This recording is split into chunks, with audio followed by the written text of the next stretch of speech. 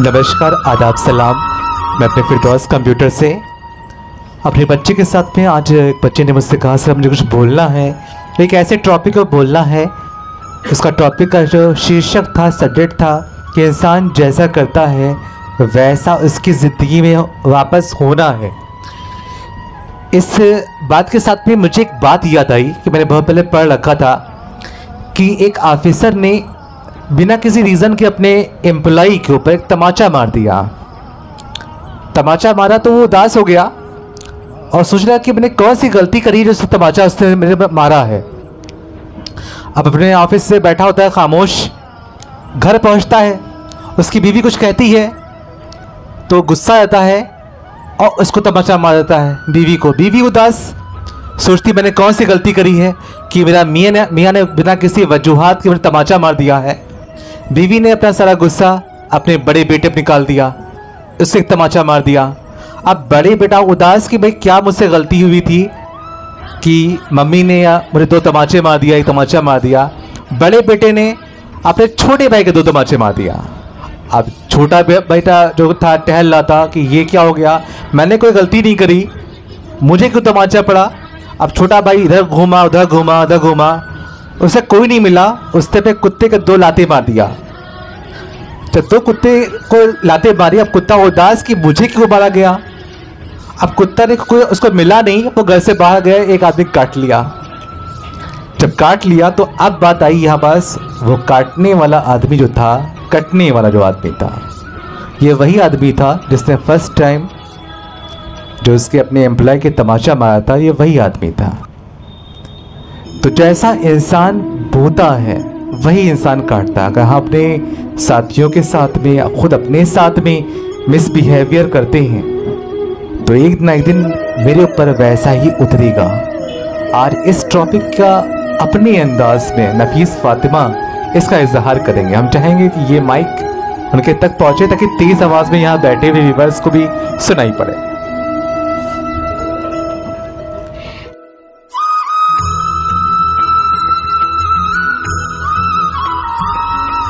अस्सलामुअलैकुम, मेरा नाम नफीस फातिमा है, फिरदौस कंप्यूटर की स्टूडेंट हूँ।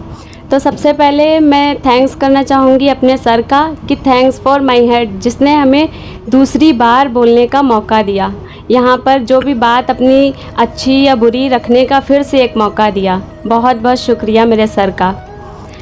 तो अगर हमें एक बात का एहसास हो जाए कि हम लोग जो भी करते हैं किसी के साथ, अच्छा या बुरा, वो लौट कर ही हम तक आना है, तो हम कई सारे गुनाहों से बचे रहें। ऐसे ही एक औरत थी, वो जब भी अपने घर के लिए खाना बनाती वो एक रोटी ज़्यादा बनाती। इसलिए बनाती कि कोई भूखा यहाँ से निकले तो फिर वो रोटी खा सके, कोई भी इंसान यहाँ से भूखा ना निकले। तो हर रोज़ की तरह उसने रोटी बनाई और अपने आंगन की एक छोटी दीवार पर रख दी, जिससे कोई भी इंसान उसे आसानी से पा सके। तो वहाँ से उसके घर से गुज़र होता है एक कुबड़े भिखारी का। वो भिखारी वहाँ से रोज़ गुज़रता और रोज़ वह रोटी उठा लेता और खाता। इस वजह से वह औरत रोज़ देखती कि यह कुबड़ा भिखारी आता है और मेरी दीवार पर से यह रोटी उठाकर ले जाता है। इसी तरह से रोज़ यही चलता रहा। वो औरत सोचती रही कि यह कुबड़ा भिखारी आता है और एक शब्द का धन्यवाद तक तो मुझे देता नहीं और पता नहीं क्या मन ही मन बड़बड़ा कर चला जाता है।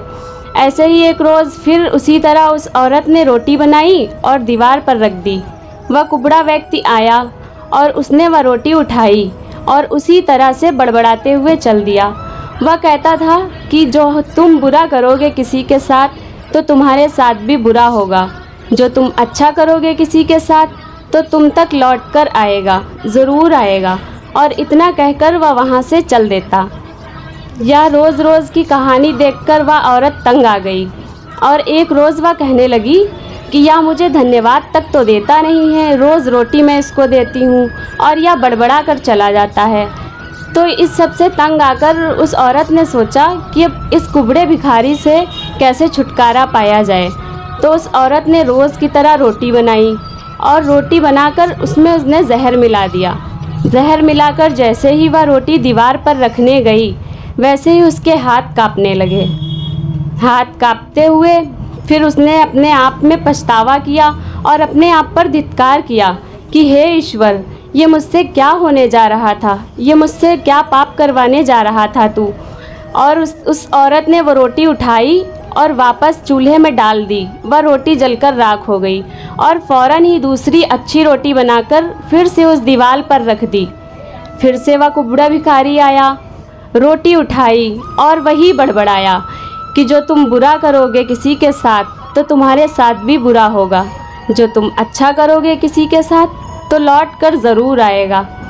इतना कहकर वह चल दिया। उस बेचारे को क्या पता था कि इस औरत के मन में क्या चल रहा है। ऐसे ही उस औरत का एक बेटा होता है जो सालों से परदेश में रहता है और उसकी कोई खबर तक नहीं रहती है। वह औरत रोज़ अपने बेटे की सलामती की दुआ करती है, ईश्वर से प्रार्थना करती है कि हे ईश्वर, मुझे मेरे बेटे को घर वापस भेज दे, वो जहाँ भी हो सही सलामत रहे। एक रोज़ दरवाज़े पर दस्तक होती है। जैसे ही औरत दरवाज़ा खोलती है, क्या देखती है कि उसका बेटा खड़ा है सामने। वह देखकर हैरान रह जाती है और कहती है, बेटे तुम? और अपने बेटे का वह हाल देखती है कि फटे हुए कपड़े और दुबला पतला सा। कहती है, बेटे ये हाल तेरा कैसे हुआ? तो बेटा कहता है, माँ ये ना पूछो, बस ये पूछो मैं घर तक कैसे पहुँचा हूँ। बोला, माँ मैं कई दिनों से भूख से तड़प रहा था, तभी अपने घर से 1 मील दूर ही मैं तड़प तड़प के बेहोश हो गया भूख के मारे। वहाँ पर एक कुबड़ा भिखारी आया और उसने मुझे रोटी खिलाई। जैसे ही कुबड़े भिखारी का नाम उस औरत ने सुना तो उसके जैसे कि उसका शरीर ही पीला हो गया और वो कहने लगा उसका बेटा कि माँ, अगर उस कुबड़े भिखारी ने मुझे रोटी ना खिलाई होती तो मैं आज वहीं मर जाता और तू मुझे देख भी ना पाती। तो उस औरत के दिमाग में वो कहावत याद आने लगी कुबड़े भिखारी की, जो वह रोज़ बड़बड़ाता रोटी लेने के टाइम। कहता कि जो तुम बुरा करोगे किसी के साथ तो तुम्हारे साथ भी बुरा होगा, जो तुम अच्छा करोगे किसी के साथ तो तुम्हारे साथ भी अच्छा होगा। दोस्तों, अगर हमें एहसास हो जाए कि हम किसी के साथ बुरा करेंगे तो हमारे साथ भी बुरा होगा वास्तव में, तो फिर हम कई सारे गुनाहों से बच जाएं और हम किसी के साथ ईर्ष्या, किसी के लिए जलन, किसी के लिए भेदभाव ना रखें। सबको दुआएं देते रहें कि हमें भी बदले में दुआएं ही मिलेंगी। और किसी से बहस करने, खुद से बहस करेंगे हम तो फिर सारे सवालों के जवाब मिल जाएंगे, और अगर किसी दूसरे से बहस करेंगे तो और नए सवाल खड़े हो जाएंगे। इंसान अपनी गलतियों पर वकील और दूसरों की गलतियों पर जज बन जाता है। अपनी गलतियों को हमेशा सुधारें और दूसरों से ईर्ष्या ना रखें। हमेशा मिलजुल कर रहें, कोई भेदभाव ना करें। जैसा कि मैंने पहले कहा था एक वीडियो में कि हर बात के 3 पहलू होते हैं, इसी तरह हमारे हंसी भी हमारी 3 तरह की होती है। एक वो हंसी होती है जो हम दूसरों पर हंसते हैं, सबसे नीचे दर्जे की हंसी, सबसे गिरी हुई हंसी यही होती है जो हम दूसरों पे हंसते हैं। और दूसरी हंसी वो होती है जो हम खुद पर हंसते हैं, या सबसे मजबूत हंसी होती है जो हम खुद पर हंस लेते हैं। बहुत ही कम लोग होते हैं जो खुद की कमियों पर हंसते हैं। और तीसरी हंसी वो होती है जो हम हर परिस्थिति में हंसते हैं, हर स्थिति में, चाहे वो खुशी हो, गम हो, और दूसरों की खुशी को देखकर उसके साथ में हंसने की हंसी, यह हंसी सबसे प्रथम दर्जे की हंसी होती है। तो सबके साथ मिलजुल कर रहें, खुशी से रहें। Thanks for my all viewers and thank you. बहुत खूबसूरत।